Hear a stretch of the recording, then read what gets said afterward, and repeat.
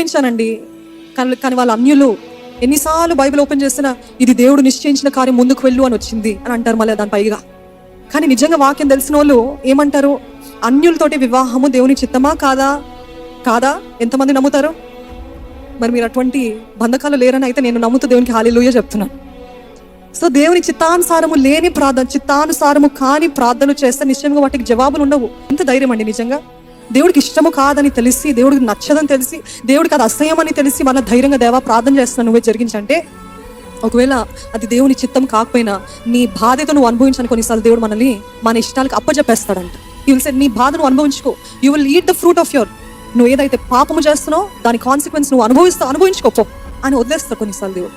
అట్లాంటి దుస్థితి అయితే నాకు వద్దు. కావాలంటే ఇవన్నీ శూన్యమైన పర్వాలేదు, ఇవన్నీ నా దగ్గర నుండి పోయినా పర్వాలేదు, కానీ నువ్వు మాత్రం నా జీవితం నుండి దూరం అయిపోయావు దేవా, తట్టుకోలేనయ్యా, విరిగిపోతానయ్యా, నా బ్రతుకు ఏమైపోతుంది ప్రభువా, నువ్వు లేని నా జీవితం వ్యర్థమయ్యా, నువ్వు లేని నాకు ఈ జీవితం ఎన్ని కలిగినా అది శూన్యమే, కానీ నాకు ఏది లేకపోయినా నువ్వు ఉంటే అది నా జీవితము ధన్యమే ప్రభువా. నమ్మిన వారు హల్లెలూయా అని చెప్తారండి.